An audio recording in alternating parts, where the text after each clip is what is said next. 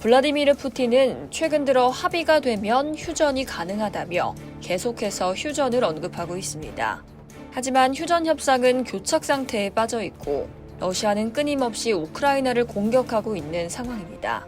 푸틴이 이렇게 전쟁을 이어가는 이유는 경제 때문입니다.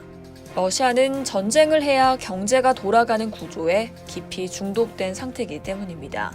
지난 3월 영국의 텔레그래프는 러시아의 전쟁 경제가 멈출 수 없는 성장 동력이 됐다고 지적했습니다. 텔레그래프에 따르면 2019년 러시아의 국방 안보 예산은 5조 루블로 정부 총 지출의 28%였으나 올해는 17조 루블로 41%까지 치솟았습니다. 전쟁 경제는 러시아 국내 총생산의 8에서 10%를 차지하는 것으로 추산되는데요. 국제통화기금은 2024년 러시아 GDP가 3.6% 성장하고 러시아 통계청은 실질임금도 9.4% 상승했다고 발표했습니다. 이는 전적으로 군수산업의 호황 덕분입니다.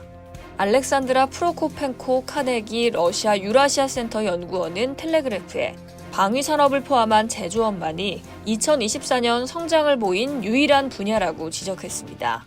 실제로 러시아는 장갑차 생산을 2배로 늘리고 일부 탄약 제조업체는 생산량을 5배나 늘리는 등 군수품 생산에 총력을 기울이고 있습니다. 전문가들은 러시아가 군비 지출이라는 인공호흡기를 떼어내면 1980년대 소련과 같은 대규모 경기 침체에 직면할 것이라고 경고합니다. 실제로 러시아는 군수산업 외에 경제를 지탱할 마땅할 수단이 없습니다.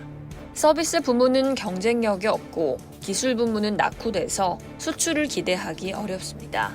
돈줄이었던 석유와 가스 수출 역시 전쟁 이후 유럽 시장이 등을 돌리고 새로운 구매자인 인도와 중국도 지갑을 열지 않습니다.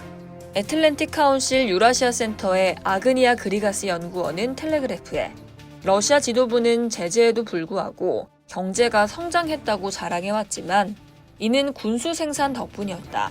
따라서 대안이 마련되지 않았기 때문에 계속돼야 할 것이라고 말했습니다. 그러나 평범한 러시아인들의 고통이 커지고 있는데요. 2024년 마지막 3개월간 평균 인플레이션은 12.1%에 달했고 중앙은행은 치솟는 물가를 잡기 위해 기준금리를 21%까지 인상했습니다. 더 큰 문제는 인력 부족입니다. 한 추산에 따르면 전쟁으로 최소 17만 2천 명의 러시아군이 사망하고 61만 1,000명이 부상했으며 전쟁 발발 후 러시아를 떠난 국외 이주자도 최소 65만 명에 달합니다. 결국 러시아 경제는 전쟁 없이는 유지되기 어려운 전쟁 중독 상태에 빠진 것으로 보입니다. 사이먼 존슨 MIT 교수는 평화가 찾아와도 러시아는 군비 증강을 계속할 것이다. 이것이 푸틴을 권좌에 있게 하는 정치 경제적 균형점이라고 진단했습니다.